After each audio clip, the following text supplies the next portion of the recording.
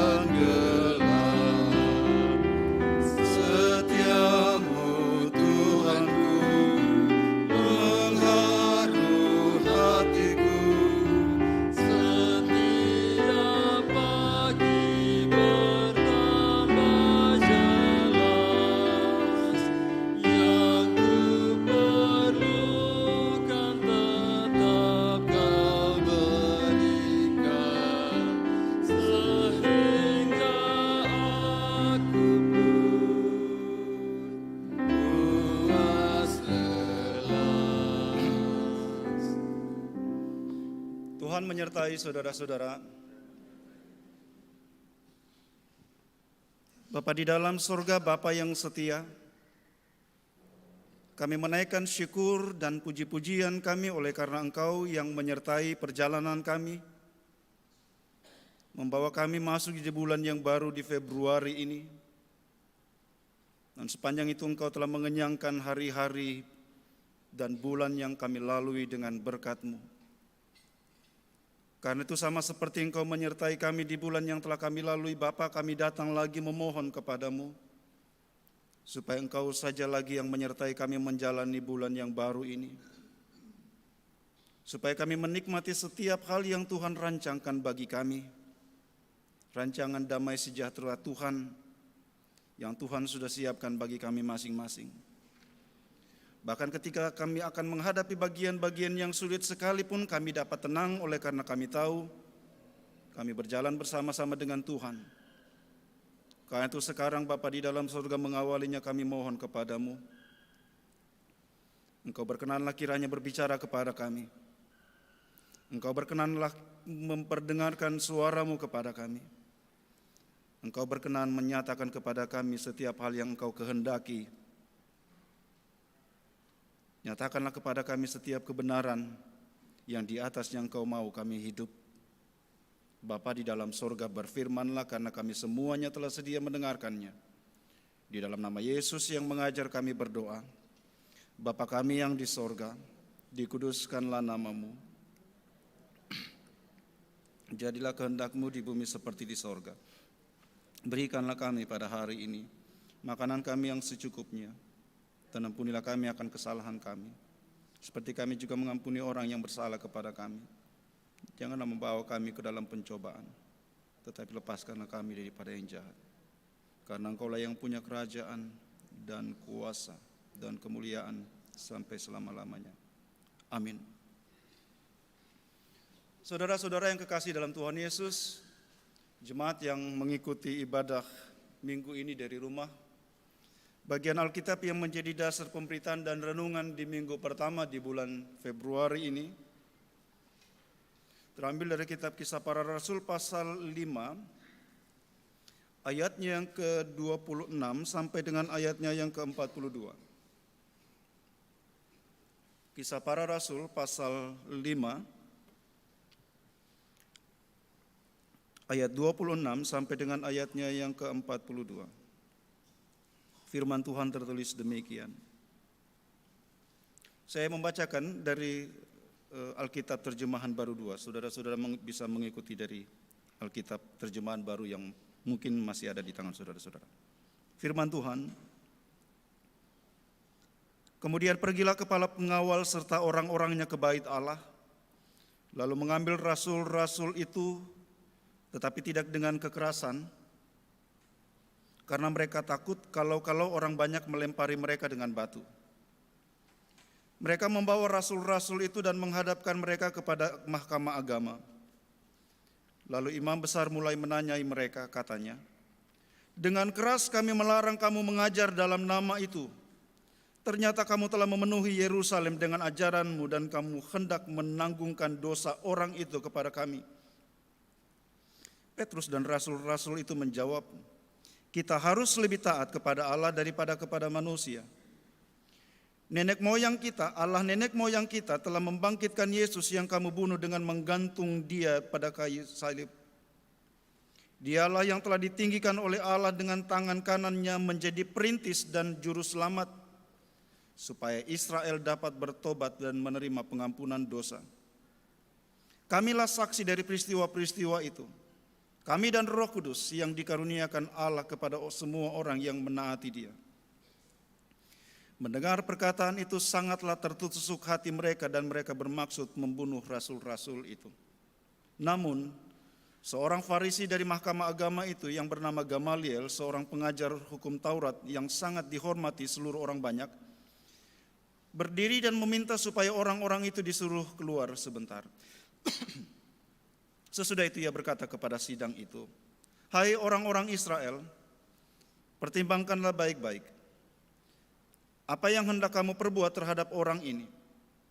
Sebab dahulu telah muncul si Teudas yang mengaku dirinya sebagai orang yang istimewa, dan ia mempunyai kira-kira 400 orang pengikut. Namun ia dibunuh dan tercerai-berailah seluruh pengikutnya dan lenyap. Sesudah dia pada waktu sensus penduduk muncullah Yudas orang Galilea Ia menyeret banyak orang dalam pemberontakannya, tetapi ia juga tewas dan tercerai-berailah seluruh pengikutnya. Karena itu aku berkata kepadamu, jangan mengambil tindakan apapun terhadap orang-orang ini. Biarkanlah saja mereka. Sebab jika maksud dan perbuatan mereka berasal dari manusia, tentu akan lenyap. Tetapi kalau berasal dari Allah, kamu tidak akan dapat melenyapkan orang-orang ini. Bahkan mungkin ternyata kamu justru melawan Allah. Nasihat itu diterima. Mereka memanggil rasul-rasul itu lalu mencambuk mereka dan melarang mereka mengajar dalam nama Yesus. Sesudah itu mereka dilepaskan. Rasul-rasul itu meninggalkan sidang mahkamah agama dengan sukacita karena mereka telah dianggap layak menderita penghinaan oleh karena nama Yesus. Setiap hari mereka mengajar di bait Allah dan di rumah-rumah dan memberitakan Injil tentang Yesus yang adalah Mesias. Saudara-saudara, semikian jauh firman Tuhan. Kata Yesus Kristus, yang berbahagia ialah setiap kita yang setia mendengarkan firman-Nya dan yang memelihara dalam hidup tiap-tiap hari. Haleluya. Haleluya, haleluya, haleluya.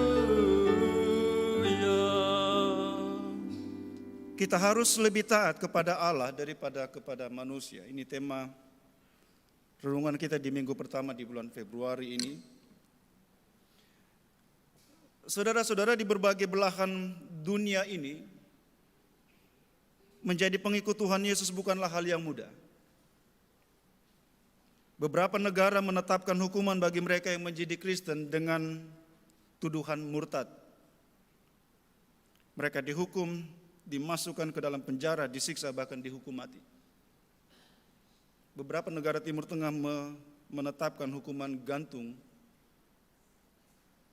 bagi mereka yang kedapatan murtad.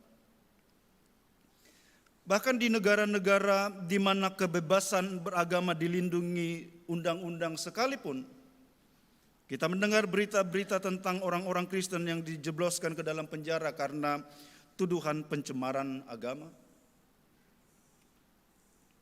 Di beberapa tempat gedung-gedung gereja disegel, orang-orang yang datang beribadat dihalang-halangi, pembangunan gedung gereja dipersulit dan seterusnya. Saudara-saudara, ini semua adalah resiko yang harus dihadapi oleh setiap orang yang percaya kepada Tuhan Yesus di tengah-tengah dunia ini. Tetapi saudara-saudara, ini bukanlah hal yang baru. Ini bukan baru terjadi tahun-tahun terakhir ini. Ini sudah terjadi ribuan tahun yang lalu. Ini dialami oleh para murid. Bahkan situasi ini sendiri sudah dikatakan oleh Tuhan Yesus sendiri ketika ia berkata, dalam dunia kamu menderita penganiayaan. Yohanes pasal 16 ayat 33. Dalam Lukas pasal 6 ayat 22, Yesus katakan, berbahagialah kamu jika karena Anak Manusia orang membenci kamu, dan jika mereka mengucilkan kamu dan mencela kamu, serta menolak namamu sebagai sesuatu yang jahat. Paulus sendiri berkata, memang setiap orang yang mau hidup beribadah di dalam Kristus Yesus akan menderita aniaya. 2 Timotius 3 ayat 12. Jadi saudara-saudara, mengikut Yesus membawa kita kepada salib. Sebab tidak pernah ada Kristus tanpa salib. Sekali lagi, mengikut Yesus akan membawa kita, menuntun kita kepada salib, pada penderitaan. Kalau tidak ada akibat, tidak ada resiko, tidak ada pengorbanan yang kita hasilkan dari mengikut Yesus, maka kita mesti memeriksa Yesus yang mana.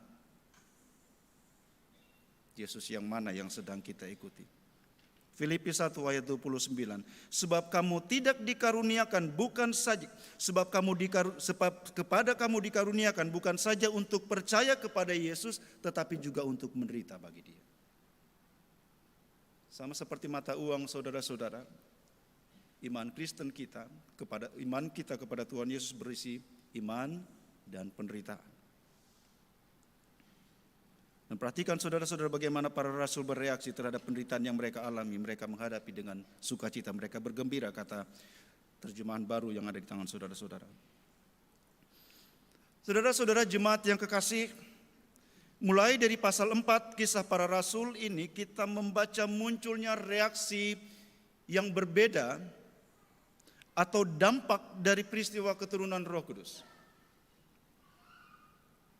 Saudara pasti ingat peristiwa yang terjadi yang menggemparkan seluruh Yerusalem sebagaimana disampaikan dalam pasal 2 kitab Kisah Para Rasul.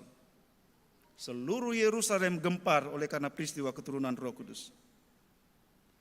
Roh Kudus memberikan kepada para murid kuasa untuk bersaksi. Dan ini Yesus perintahkan kepada mereka dalam ayat pasal 1 ayat 8 supaya mereka menjadi saksi sebelum Yesus naik terangkat ke surga. Dan dari kesaksian para rasul, saudara-saudara, kita membaca sekitar 3.000 orang menjadi percaya, pasal 2 ayat 41, dan kemudian meningkat dalam pasal 4 ayat 14 menjadi 5.000 orang. Kita bisa membayangkan bagaimana penyebaran pemberitaan ini menjadi sangat masif.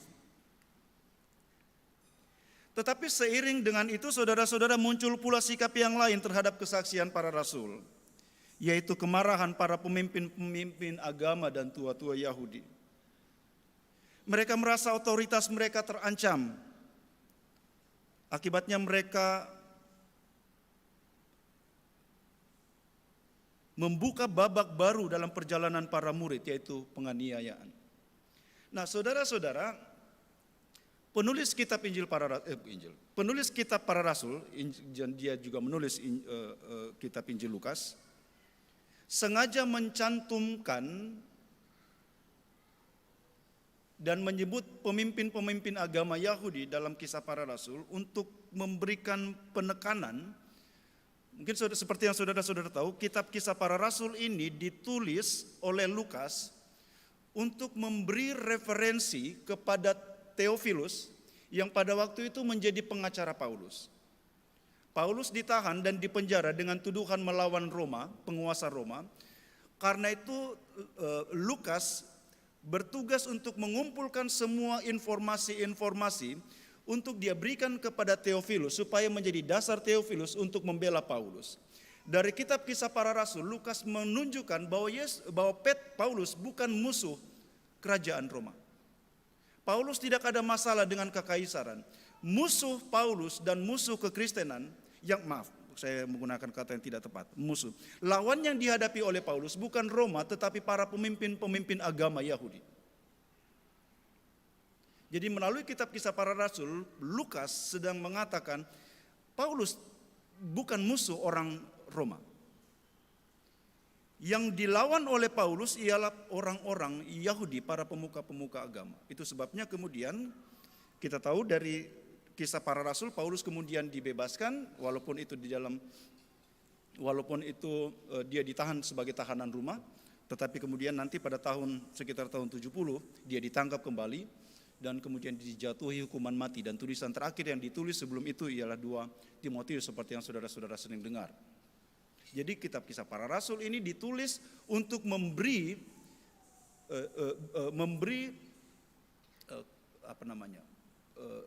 bukti yang mendukung kepada Theophilus untuk membela Paulus. Sehingga kita tidak heran kalau misalnya di dalam kisah para rasul ini semua penderitaan-penderitaan yang dialami oleh para murid justru berasal dari orang-orang dan tokoh-tokoh pemuka-pemuka agama Yahudi. Mereka, para murid ditangkap, mereka dijebloskan ke dalam penjara. Saudara baca di sana dikatakan dalam penjara umum, itu di dalam pasal 5, sebentar, maaf. Mereka dijebloskan itu dalam ayat 18, pasal 5. Saudara bisa lihat di sana dikatakan mereka menangkap rasul-rasul itu lalu menjebloskan mereka ke dalam penjara umum. Itu penjara umum ini terjemahan 2, saya lupa saudara-saudara menggunakan kata penjara kota kalau tidak salah situ ya. Mengapa digunakan kata penjara umum atau penjara kota. Artinya mereka dikumpulkan dengan semua penjahat-penjahat yang lain. Para rasul ini dimasukkan ke dalam penjara di mana di dalamnya ada pembunuh, ada pencuri dan semua orang. Tindakan mereka memberitakan nama Yesus dianggap sebagai sebuah kejahatan.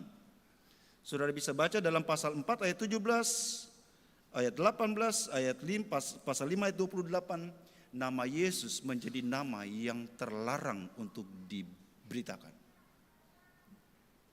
Nama Yesus dilarang. Mereka tidak melakukan kesalahan apapun, mereka tidak merugikan siapapun. Kesalahan mereka hanya satu, mereka memberitakan Yesus adalah Mesias yang diurapi Allah. Dan para pemimpin agama Yahudi dan tua-tua Israel menolak sampai hari ini.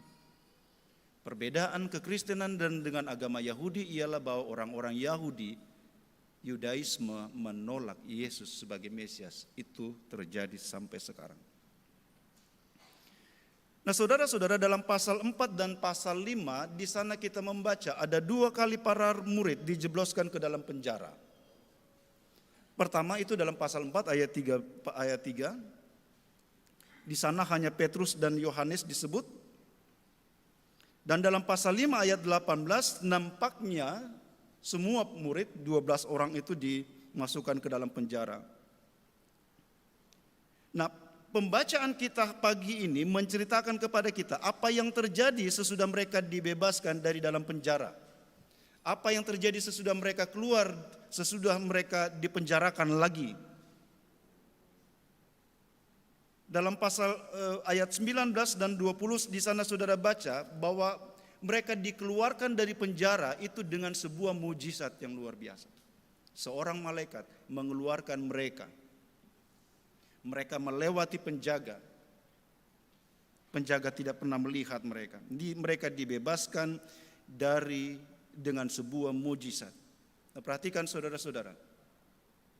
Tinggal di penjara mau lama atau tidak lama pasti tidak pernah menyenangkan. 2 kali di dalam penjara tentu bukan hal yang menyenangkan.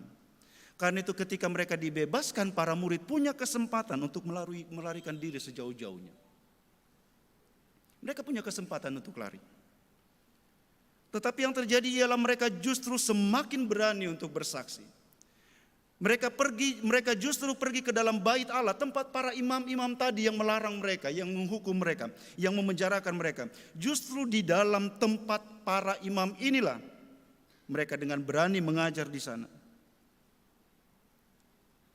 Saudara-saudara perhatikan, Allah memperkenankan mereka untuk bebas dengan mujizat yang luar biasa, bukan untuk melarikan diri. Mereka tidak pakai kesempatan untuk melarikan diri, tetapi mujizat itu mereka pakai untuk memimpin mereka kepada ketaatan. Allah tidak pernah memberikan kepada kita mujizat hanya untuk melayani keinginan diri kita sendiri. Allah memberikan kepada kita mujizat supaya hidup kita berefek terhadap orang lain. Kalau tidak begitu, itu pasti bukan mujizat. Sekali lagi, Allah memberikan kepada kita mujizat supaya kita pakai memuliakan Dia, bukan untuk kita pakai melayani diri kita sendiri.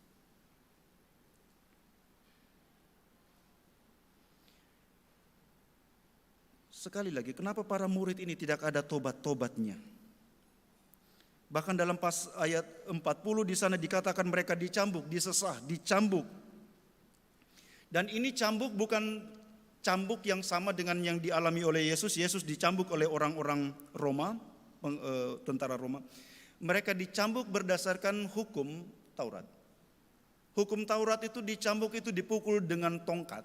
Itu 40 kali, itu ditetapkan 40 kali. Dan menurut hukum Taurat itu hanya dilakukan kalau seseorang dinyatakan bersalah. Ya, perhatikan saudara-saudara, imam agung, imam besar menggunakan otoritasnya menerapkan hukum Taurat kepada para murid. Imam besar menetapkan bahwa apa yang dilakukan oleh para murid, memberitakan nama Yesus itu adalah sebuah pelanggaran terhadap hukum Taurat. Mereka menggunakan otoritas mereka untuk melayani kepentingan diri mereka sendiri.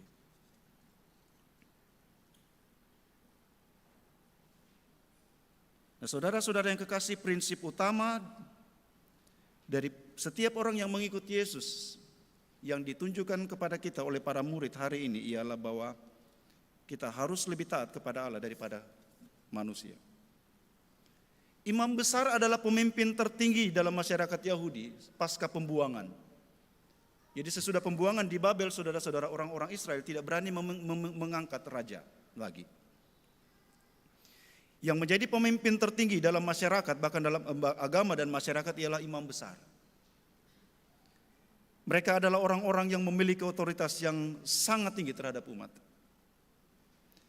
Dan otoritas inilah yang dipakai oleh imam besar untuk menghukum para murid. Perhatikan apa yang dikatakan di pembacaan kita tadi. Dengan keras kami melarang kamu mengajar dengan nama itu.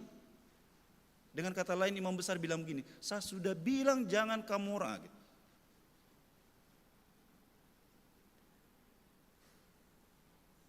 Artinya perintah imam besar memiliki kekuatan hukum. Apa yang dikatakan oleh imam besar memiliki resiko, memiliki dampak hukuman bagi mereka yang melanggar.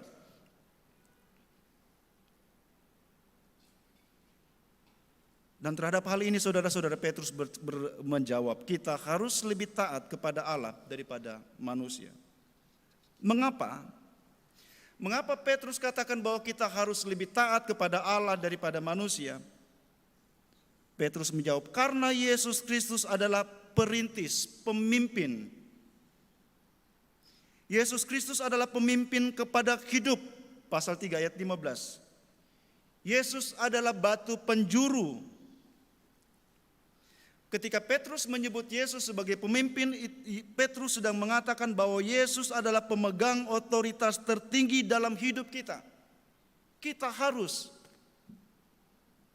kata Petrus, Yesus adalah pemegang otoritas tertinggi dalam hidup kita. Karena itu perkataannya atau firman-Nya adalah firman yang hidup, pasal 5 ayat 20. Firman yang membawa hidup. Nah, saudara-saudara, dalam hidup kita ini ada banyak orang-orang yang memiliki otoritas untuk kita taati. Para pemimpin bangsa kita, mereka memiliki otoritas untuk mengatur bagaimana kita dapat hidup tertib, berbangsa dan bermasyarakat. Atau kita juga punya atasan, kita punya bos di kantor, di tempat kerja yang memiliki otoritas untuk mengatur bagaimana kita dapat bekerja dengan efektif untuk menghasilkan produk yang diharapkan. Tetapi saudara-saudara, Petrus katakan kita harus lebih taat kepada Allah daripada mereka yang punya otoritas. Tapi saudara-saudara, jangan salah paham, ini tidak berarti kita diperbolehkan untuk melawan hukum. Kalau saudara-saudara jalan kemudian lampu merah dan kemudian saudara terobos lampu merah dan kemudian Pak Kiki tahan, kemudian saudara bilang, oh saya lebih taat kepada Tuhan daripada, saudara dipenjara, saudara ditahan. Kenapa? Karena hukum moral itu tidak bertentangan dengan Alkitab. Anda membunuh, Anda dipenjara. Anda mencuri, Anda dipenjara. Itu sama dengan perintah Alkitab. Kenapa? Karena pemerintah diberikan Allah kepada kita supaya mereka mengatur atas namanya. Yang dipersoalkan sekarang dalam pembacaan kita ialah bahwa ada orang-orang yang menggunakan otoritas mereka, untuk membawa orang taat kepada mereka dan bukan kepada Allah. Katakanlah suatu waktu bos saudara-saudara di kantor katakan, kau lakukan ini, dan saudara tahu itu akan merugikan kantor. Saudara tahu itu tindakan pencurian, saudara tahu itu tindakan yang tidak benar. Tapi kalau saudara tidak lakukan, saudara akan kehilangan pekerjaan itu. Apa yang saudara akan lakukan? Beranikah saudara-saudara bilang, saya lebih taat kepada Allah daripada kau?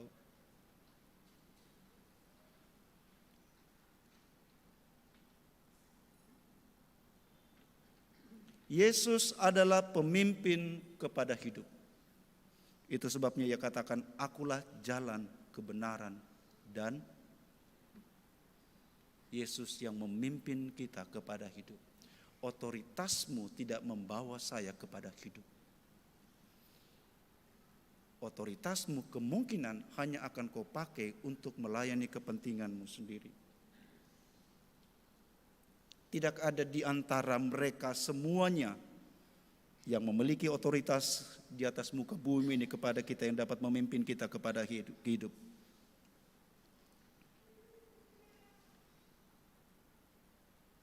Karena itu kita mesti hati-hati saudara-saudara, sebagai orang tua, sebagai suami yang diberikan Allah otoritas atas anak-anak, atas keluarga kita.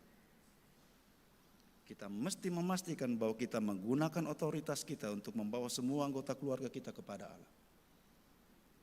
Supaya tidak ada istri, tidak ada pasangan kita yang kebingungan, anak-anak kita yang kebingungan. Bagaimana Pak Pendeta, saya mau tidak begini, papa saya begini, orang tua saya begini. Kita punya tanggung jawab untuk membawa setiap anggota keluarga kita kepada ketaatan. Alkitab memberikan kepada kita pelajaran berharga. Setiap tindakan ketaatan akan menimbulkan kekacauan dan penderitaan. Ketika Fir'aun memutuskan untuk tidak taat kepada Allah dan memaksa untuk menahan orang Israel karena kalau tidak dia akan kehilangan tenaga kerja murah. Akibatnya semua anak-anak sulung Mesir mati. Saudara bisa bayangkan pada waktu itu para ahli waris hilang dalam generasi orang Mesir. Karena Saul tidak taat kepada Allah, Saul ditolak menjadi raja Israel. Saudara masih ingat?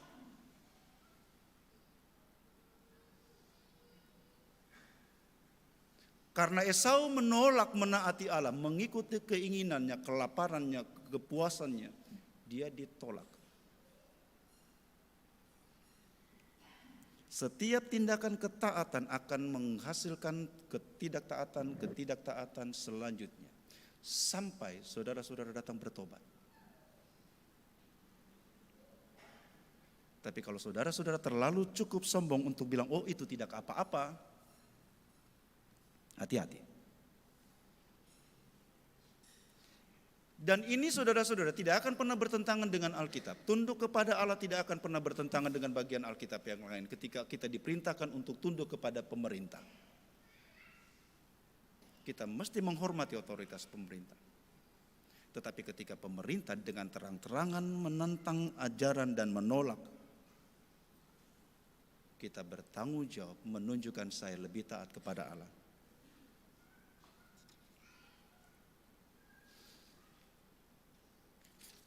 Saudara-saudara yang kekasih di dalam Tuhan Yesus,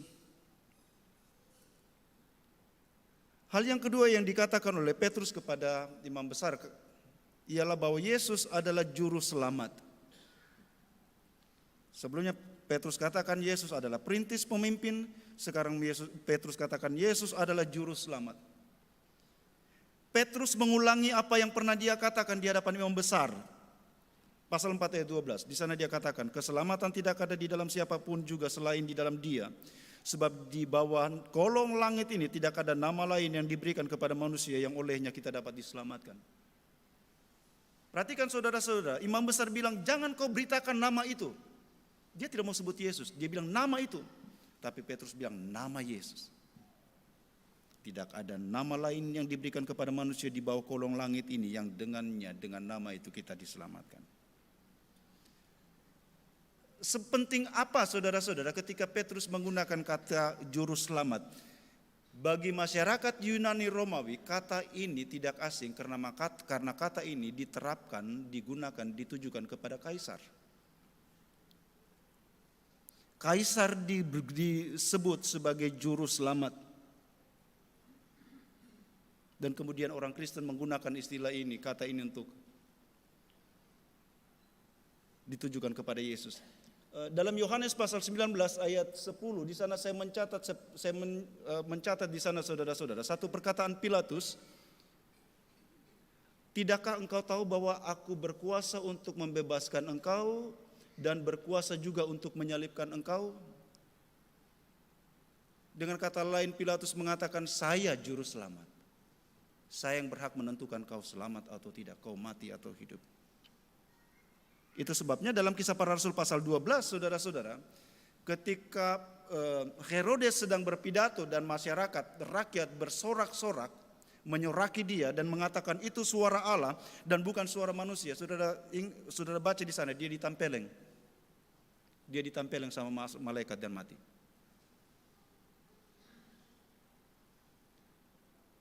Baik Pilatus, baik Herodes, mereka tidak punya otoritas atas hidup. Jadi ketika Petrus katakan Yesus adalah juru selamat, dia katakan, jangankan kau imam besar, jangankan sama kau imam besar, sama kaisar saja mereka tidak punya otoritas, dia tidak punya otoritas. Kaisar tidak berkuasa untuk mengambil nyawaku. Kan itu hukuman yang akan mereka beri kepada mereka yang melanggar. Kau bisa menghukum saya, tapi kau tidak dapat mengambil jiwaku. Kenapa? Karena kau bukan juru selamat. Yesus adalah juru selamat. Dia yang berkuasa atas hidupku dan juga matiku. Saudara-saudara yang kekasih di dalam Tuhan Yesus, di minggu pertama di bulan Februari ini, firman Tuhan datang kepada kita, mengingatkan kita semua, prinsip utama sebagai pengikut Tuhan Yesus ialah menaati Dia apapun resikonya. Ini berlaku baik di tempat-tempat kerja saudara-saudara, berlaku di dalam rumah-rumah kita. Kita harus lebih menaati, tidak boleh sama ketaatan kita kepada manusia. Tidak boleh sama ketaatan kita kepada mereka yang punya otoritas. Untuk tahu bahwa mereka yang menjalankan otoritas mereka tidak menjalankannya berdasarkan perintah Tuhan, maka kita mesti tahu apa yang Tuhan bilang. Maka kita mesti tahu apa yang Alkitab bilang, supaya kita dapat mengatakan, saya mesti lebih taat kepada Allah daripada kepada manusia. Karena itu saudara-saudara yang kekasih dalam Tuhan Yesus, mari kita menjalani bulan yang baru ini dalam ketaatan kita kepada Tuhan. Kalau kita hidup dalam ketaatan, kita bersekutu dengan Roh Kudus. Perhatikan apa yang dikatakan Petrus sebelumnya.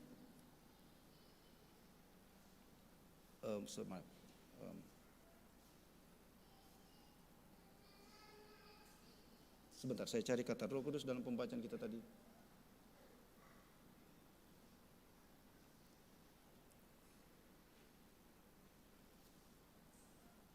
Kamilah saksi dari peristiwa-peristiwa kami dan Roh Kudus. Roh Kudus dikaruniakan kepada setiap orang yang menaati Dia.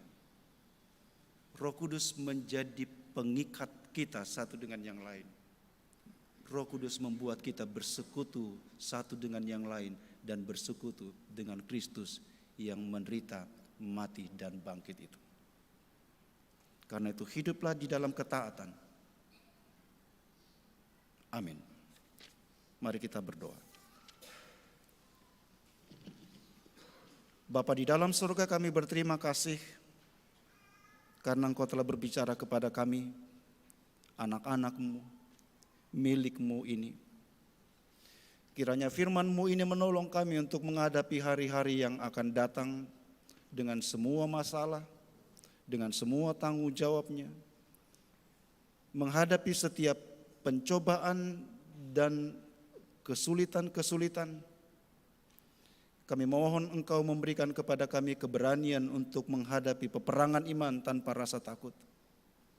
Menaati Engkau lebih dari apapun, menaati Engkau lebih dari siapapun. Kami memohon dalam nama Tuhan Yesus. Amin. Jemaat saya jemput berdiri, mari bersama dengan semua orang percaya di segala tempat dan di sepanjang abad. Mari mengikrarkan pengakuan iman kita dengan bersama berkata, aku percaya kepada Allah, Khalik langit dan bumi, dan kepada Yesus Kristus, anaknya yang tunggal Tuhan kita, yang dikandung daripada Roh Kudus, lahir dari anak darah Maria, yang menderita di bawah pemerintahan Pontius Pilatus, disalibkan, mati dan dikuburkan, turun ke dalam kerajaan maut.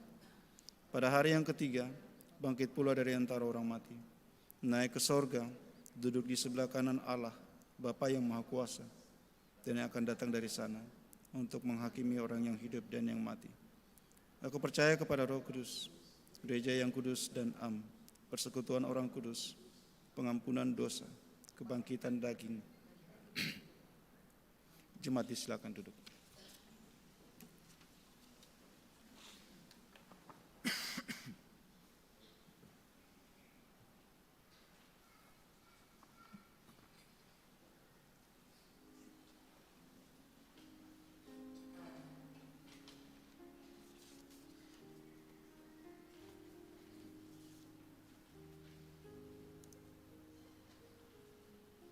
Jemaat yang dikasihi Tuhan Yesus, saatnya kita akan membawa persembahan syukur kepada Tuhan yang masing-masing kita telah siapkan dari kehidupan dan rumah tangga kita. Sebelum kita membawa persembahan, mari kita berdoa. Ya Tuhan Yesus, kami bersyukur kepadamu karena kasih dan pengorbananmu mendorong kami untuk memberi persembahan sukarela ini.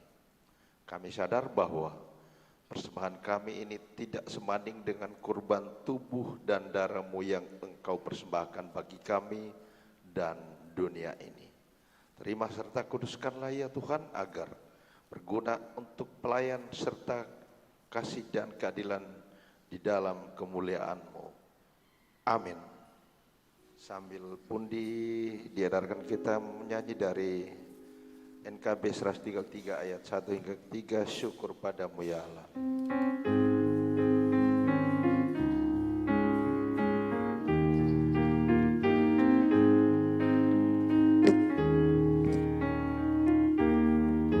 Syukur padamu ya Allah atas segala rahmat-Mu.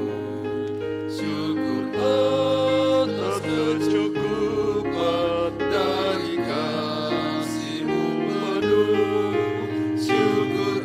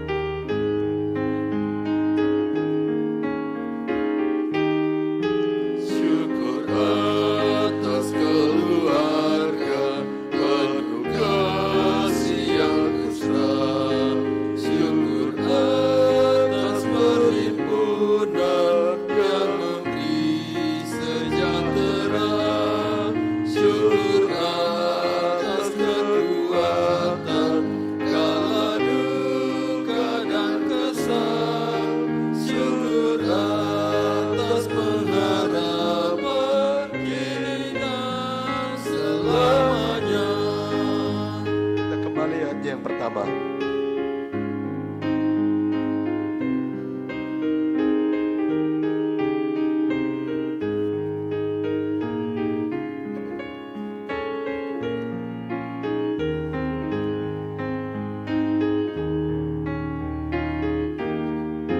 Syukur padamu ya Allah atas segala rahmat-Mu. Syukur atas kecukupan dari kasih-Mu penuh. Syukur atas pekerjaan walau tubuh pun lemah. Syukur atas kasih sayang dari sanak dan teman.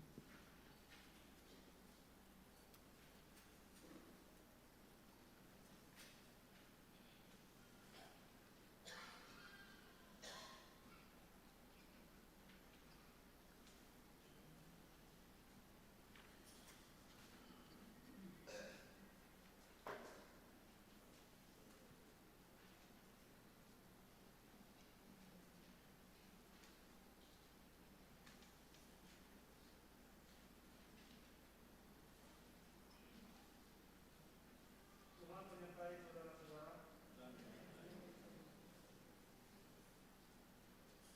Ya Tuhan, pimpinlah kami dengan Roh-Mu, supaya kami dapat memahami dan menghayati kabar keselamatan yang diberitakan melalui pelayanan perjamuan kudus. Amin. Sidang jemaat yang kasih dalam Tuhan Yesus, saudara-saudara yang mengikuti ibadah ini dari rumah masing-masing,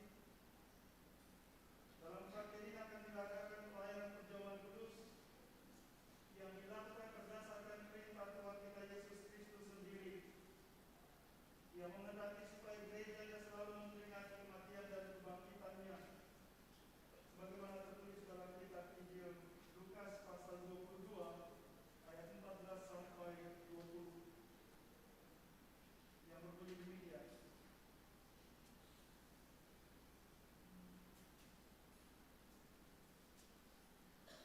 Ketika tiba saatnya Yesus duduk makan bersama dengan rasul-rasulnya, katanya kepada mereka, "Aku sangat rindu makan Paskah ini bersama-sama kamu sebelum aku menderita.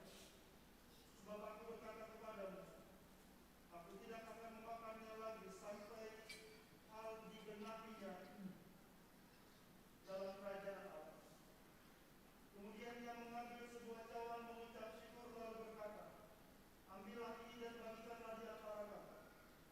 Sebab aku berkata kepada kamu, mulai dari sekarang ini aku tidak akan minum lagi hasil pokok anggur sampai kerajaan Allah telah datang."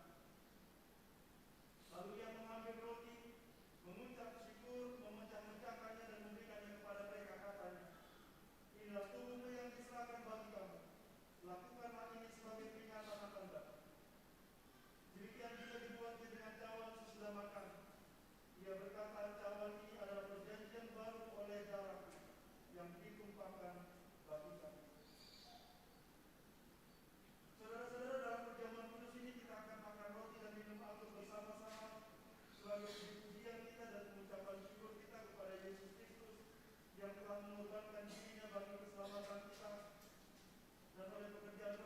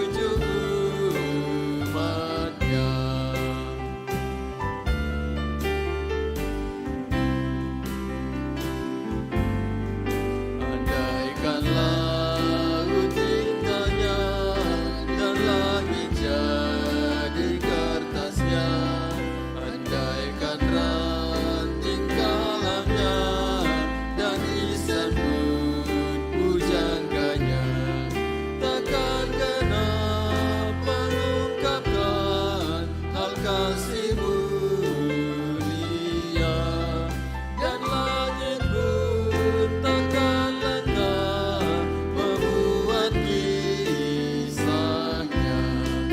Oh kasih Allah agunglah, tiada bandingnya,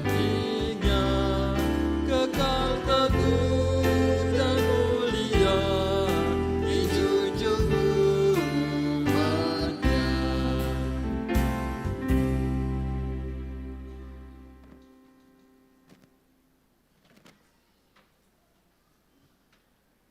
Jemaat yang kekasih, karena perjamuan kudus ini adalah peringatan akan kematian dan kebangkitan Tuhan kita Yesus Kristus, maka janganlah hati kita terikat pada roti dan anggur yang kelihatan ini, melainkan hendaklah kita mengarahkan hati kita kepada Yesus Kristus Tuhan kita. Mari berdoa. Ya Tuhan, kasihanilah kami orang-orang berdosa ini. Amin. Bagi saudara-saudara yang telah mempersiapkan diri untuk mengambil bagian dalam perjamuan kudus ini, saya jemput berdiri. Marilah karena segala sesuatunya telah tersedia.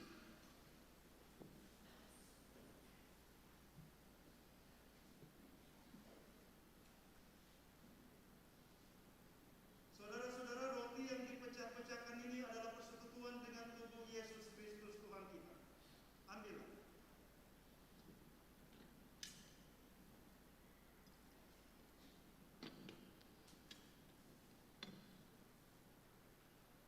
Saudara-saudara, cawan pengucapan syukur ini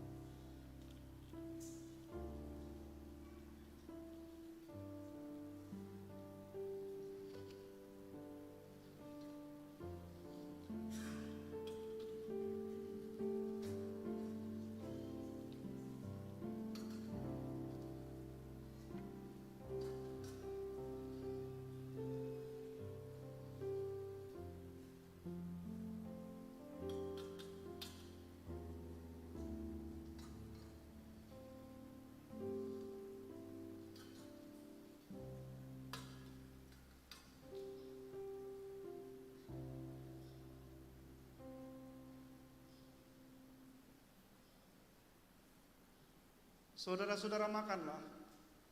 Yesus berkata, inilah tubuhku yang telah diserahkan bagi kamu. Perbuatlah ini menjadi peringatan akan aku.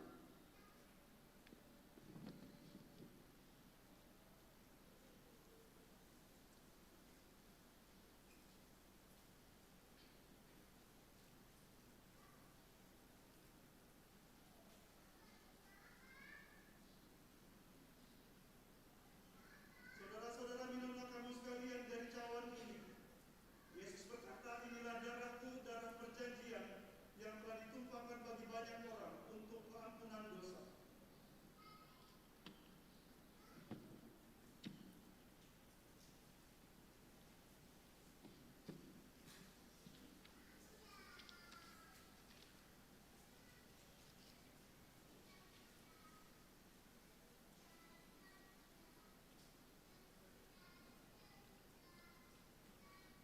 Bagi saudara-saudara yang telah mengikuti perjamuan kudus ini, sekarang arahkanlah hatimu dan terimalah berkat Tuhan. Semoga Allah sumber pengharapan itu memenuhi kamu dengan segala sukacita dan damai sejahtera di dalam iman kamu, supaya dalam kekuatan Roh Kudus kamu berlimpah-limpah dalam pengharapan. Amin. Jemaat sambut dengan menyanyikan nyanyian Kau Sukacita.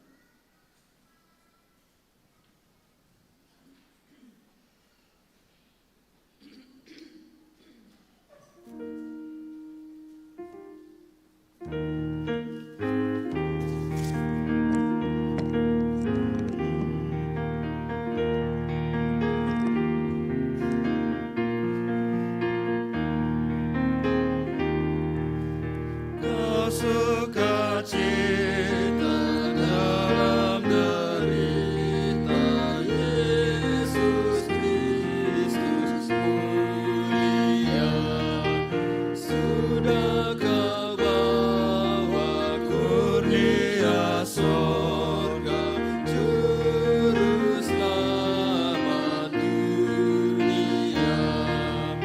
Kau melepaskan kami yang malam, padamu saja kami percaya, tidak terjatuh.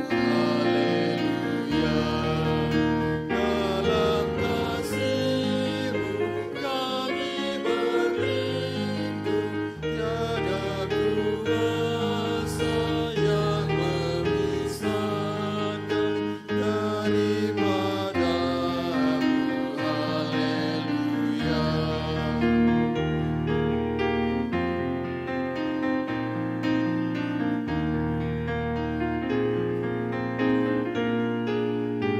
Bila Kau hadir, kami tak khawatir. Kuasa iblis, kuasa maut, Kau mengalahkan tiap ancaman. Kau menyatakan kemelut. Nama-Mu Tuhan kami agungkan, di hadapan-Mu kami umat-Mu bersukaria. Haleluya. Karena percaya kami pun jaya, puji-pujian kami nyanyikan, Tuhan setia. Haleluya.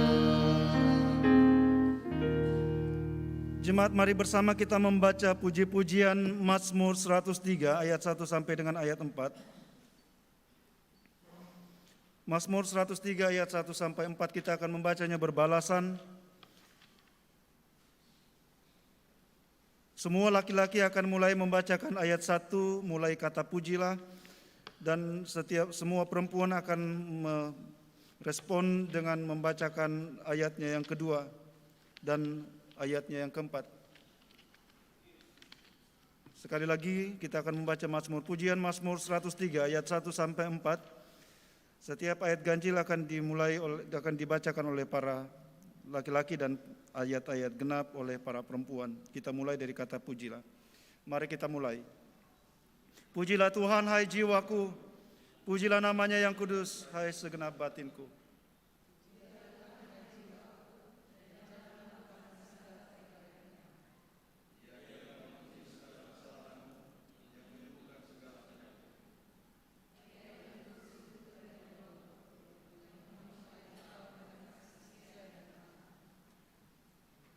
Tuhan menyertai saudara-saudara.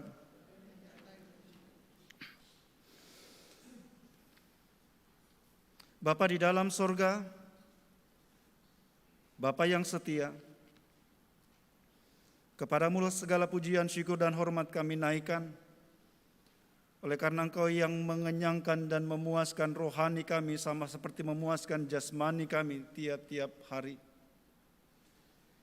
Terima kasih dari setiap persediaan berkat-Mu kami memperoleh segala yang kami perlukan. Dan berdasarkan semua itu kami berterima kasih Engkau memperkenankan kami melewati bulan Januari yang telah kami lalui. Kepadamu lah puji-pujian, syukur dan hormat kami naikkan, ya Allah kami. Satu-satunya yang kami tahu dan percaya yang telah mengerjakan semua dan memberikannya kepada kami hanyalah Engkau sendiri, tidak ada yang lain. Karena itu kepadamu kami datang membawa korban-korban syukur, puji-pujian kami Bapa, membawa hidup kami di hadapan-Mu sebagai tanda syukur, tanda ungkapan syukur dan terima kasih karena Engkau setia. Bahkan saat kami mengalami bagian-bagian yang sulit sekalipun Bapa,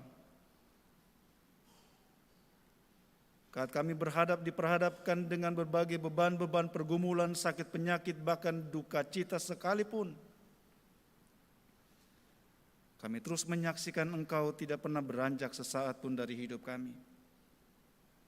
Daripadamu kekuatan, daripadamu kami menerima topangan, daripadamu kami kuat. Karena itu Bapa di dalam surga, terimalah puji-pujian, syukur dan hormat kami anak-anak-Mu. Dan di minggu yang baru yang kami akan jalani, di bulan baru yang akan kami jalani, Bapa kami datang kepadamu. Sesudah Engkau mengundang kami duduk semeja dengan-Mu dan melayani kami dengan melalui perjamuan kudus-Mu, biarlah kami kembali melanjutkan hidup kami di dalam kuasa-Mu, di dalam kuasa Yesus Kristus yang telah mati dan bangkit bagi kami. Supaya kami berani menghadapi hidup ini dengan segala godaan dan pencobaannya Bapa. Dan Engkau mendapati kami dalam ketaatan kepadamu. Sertai kami semuanya ini saat kami kembali ke tengah-tengah keluarga dan rumah tangga kami. Sertai kami semuanya ini saat kami akan kembali ke tengah-tengah tanggung jawab perjuangan hidup pengabdian kami masing-masing di minggu yang baru Bapa. Anak-anak-Mu sebagai aparatur sipil negara, sebagai tenaga pendidik, sebagai tenaga medis. Kepadamu lagi kami mohon Engkau menyertai, supaya dimanapun anak-anak-Mu pergi mengabdi sebagai TNI dan Polri, karena penyertaan-Mu mereka dapat menjalankan setiap tanggung jawab yang menjadi bagian mereka dengan memberikan semua yang terbaik yang dapat mereka beri sebagai bagian dari cara mereka menunjukkan ketaatan mereka kepadamu, kerinduan mereka untuk bersaksi tentang nama-Mu di tengah-tengah pekerjaan dan pengabdian mereka. Anak-anak-Mu yang mengabdikan diri di berbagai bidang lapangan pekerjaan sebagai pegawai karyawan, anak-anak-Mu yang menjalankan usaha-usaha di tengah keluarga masing-masing, Bapa sertai mereka. Supaya di tempat di mana mereka Engkau perkenankan untuk bekerja, untuk berjerih payah, untuk berusaha, menjadi tempat di mana mereka menyaksikan Engkau yang memberkati dan memuaskan mereka dengan berkat-berkat-Mu. Terima kasih Bapa di dalam sorga.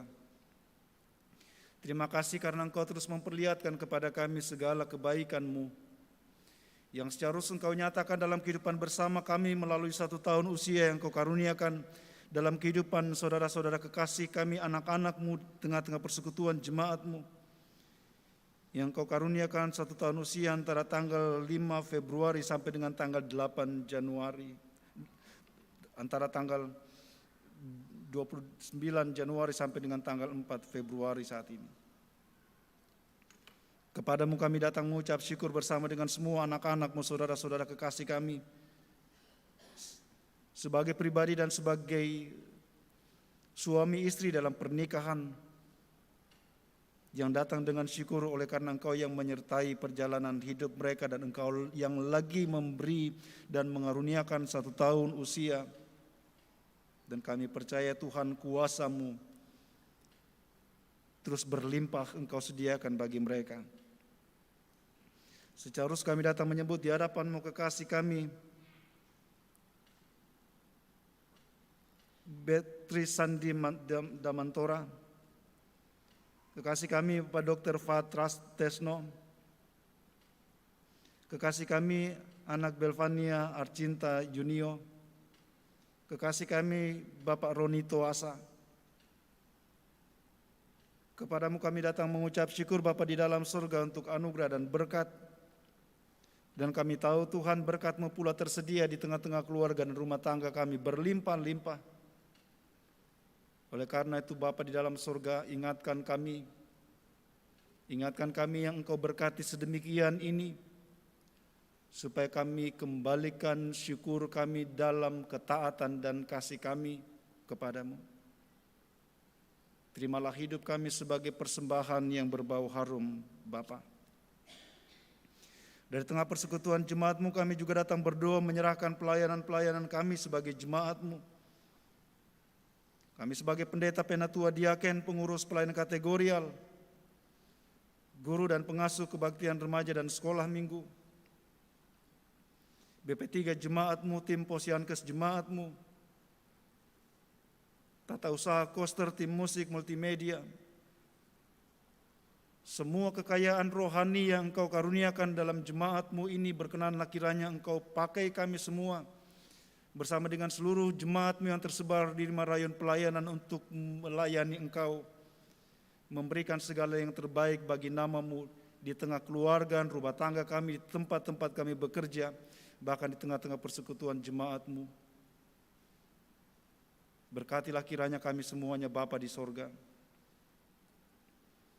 Kami datang berdoa menyerahkan semua yang kami kasih, anak-anak kami dalam pendidikan, dalam pertumbuhan, anak-anak kami dalam gendongan. Kami berdoa supaya Engkau terus pelihara kami lagi Bapa sebagaimana yang telah Engkau lakukan. Dan terus ingatkan kami untuk terus bersandar kepadamu ya sumber berkat. Kami berdoa memohon supaya Engkau terus campur tangan dalam kehidupan masing-masing kami, dalam pergumulan-pergumulan kami. Kami berdoa menyerahkan anak-anak-Mu, kekasih-kekasih kami, mereka yang terbaring di rumah-rumah kediaman, rumah-rumah sakit, oleh karena sakit penyakit yang mereka gumuli. Anak-anak-Mu yang berjuang, bergumul oleh karena wabah demam berdarah yang terbaring di rumah-rumah sakit. Kami berdoa memohon Engkau terus menyertai, dan daripada-Mu kiranya kesembuhan dan kekuatan baru diperoleh setiap anak-anak kami, saudara-saudara kekasih kami. Kami menyebut di hadapan-Mu kekasih kami, Saudara Julius, yang sedang dalam menjalani perawatan. Saudara kekasih kami, Bapak Rudi Hartono Pasaribu, telah menjalani operasi. Kami berdoa menyerahkan Bapak Eko Jarwanto Satata, Ibu Bungin Padandi. Kami menyebut di hadapan-Mu Bapak Yohanes Kaloto, Ibu Karel Kambang, Ibu Lefran Kalaeng, Bapak Markus Rombe, Saudara Meir Tandi Payung, Saudara Simpson Gau, Ibu Yuni, Ibu Yesna Bonde, Bapak Amari Kamara, Bapak Tombili, Ana Ersa Sidupa. Kami bawa kekasih-kekasih kami ke dalam tangan-Mu Bapa, dan memohon Engkau berkenan campur tangan dalam upaya-upaya pemulihan yang mereka sedang tempuh. Berkati para medis, berkati obat-obatan yang mereka konsumsi, jadikan semuanya alat di tangan-Mu untuk memulihkan kekasih-kekasih kami dengan sempurna. Bapa di dalam surga, kami datang berdoa menyerahkan seluruh persiapan-persiapan kami sebagai jemaat-Mu untuk menjalankan tanggung jawab kami di minggu yang baru. Tanpa campur tangan-Mu Bapa, kami tidak akan berhasil. Tanpa Engkau yang hadir menyertai dan mendampingi kami, tidak akan berhasil Bapa. Karena itu nyatakanlah kehadiran-Mu. Buatlah kami menikmati lagi perjalanan bersama Tuhan di minggu yang baru ini. Persiapan rapat majelis jemaat-Mu, kiranya Engkau juga memberkati Bapa persiapan-persiapan kami. Dan terus tolong kami untuk terus merancangkan, untuk menggumuli bersama-sama apa yang Tuhan mau di tengah-tengah hidup bersama kami ini. Supaya Engkau berkenan memakai persekutuan jemaat-Mu, Jemaat Oreit Labora ini menjadi alat di tangan-Mu untuk bersaksi tentang keselamatan yang daripada-Mu ya Juru Selamat. Terima kasih Bapa di dalam surga, ini doa kami kepadamu yang kami alaskan di dalam nama Yesus Tuhan dan Penyelamat kami. Amin.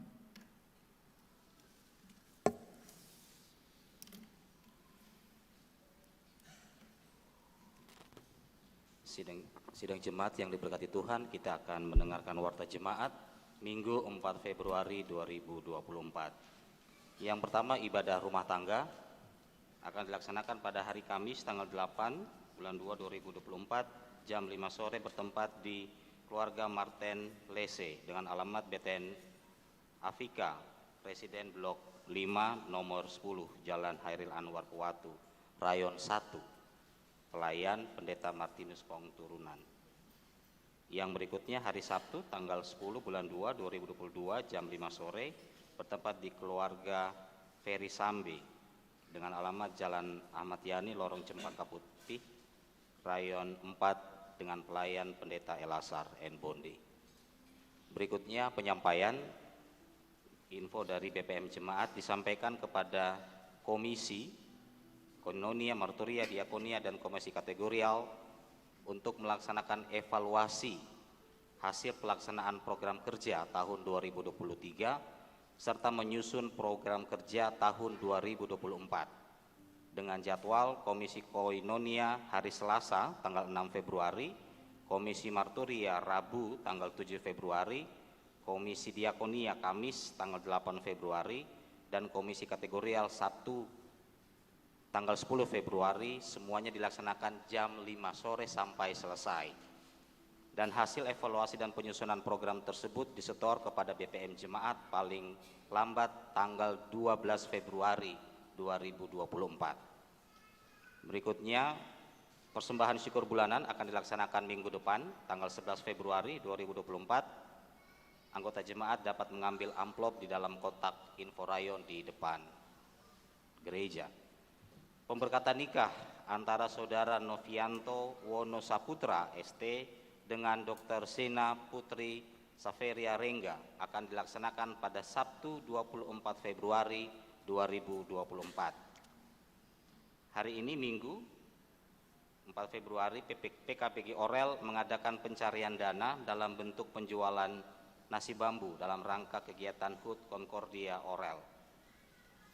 Berikutnya, Universitas Kristen Satya Wacana tahun kuliah 2024-2025 membuka program beasiswa diakonia dan Gap Sultra mendapat kuota 18 orang, 9 orang untuk jalur diakonia karitatif, jurusan sosial, dan 9 orang jalur diakonia prestasi. Informasi lanjut dapat menghubungi Bapak Penatua Maksimum Bonde atau langsung ke kantor Sinode Gap Sultra.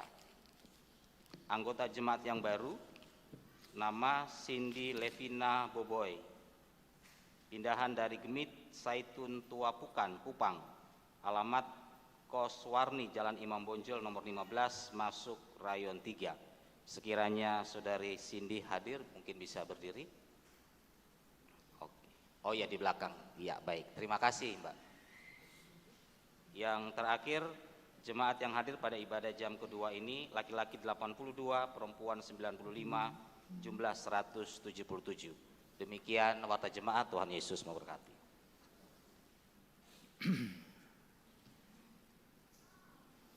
Jemaat dijemput berdiri, mari kita mengakhiri ibadah ini dengan bersama mengangkat pujian, firman-Mu kupegang selalu.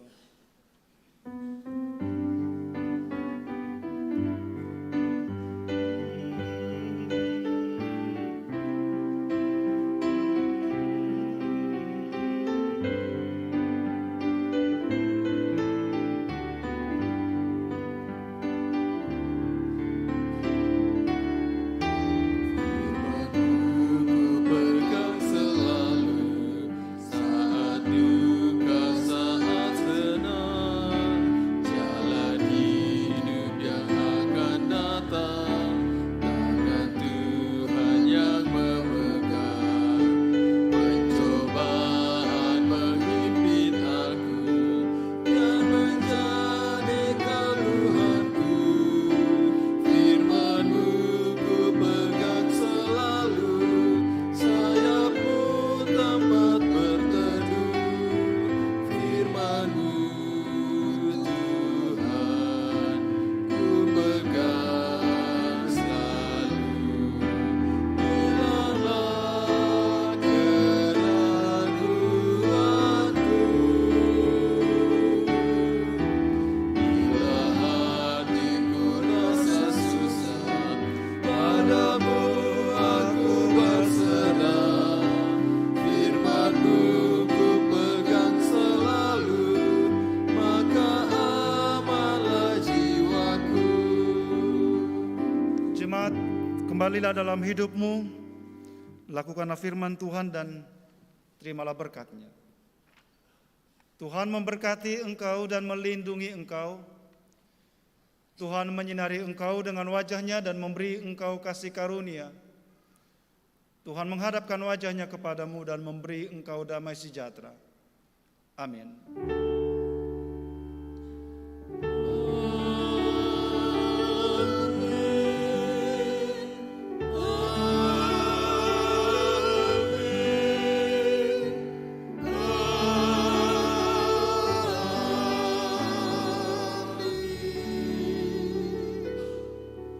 Ku mau berjalan dengan juru selamatku mengakhiri ibadah kita saat ini.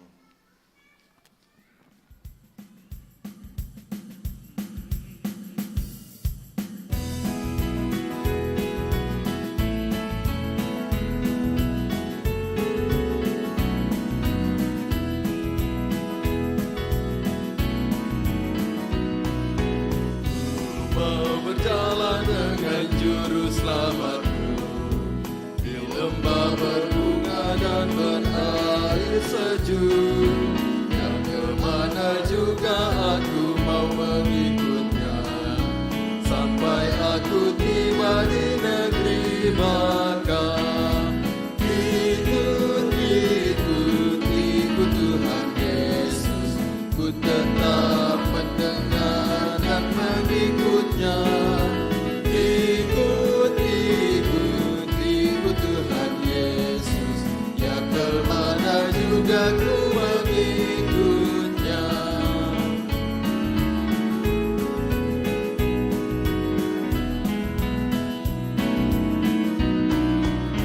Bersama juru selamat hati mampu gelap di badai yang menderu. Aku takkan takut di bahaya apapun, bila ku dibimbing tangan Tuhanku. Ikut Tuhan Yesus, ku tetap mendengar dan mengikutnya. Ikut Tuhan Yesus, yang kemana juga ku mengikutnya.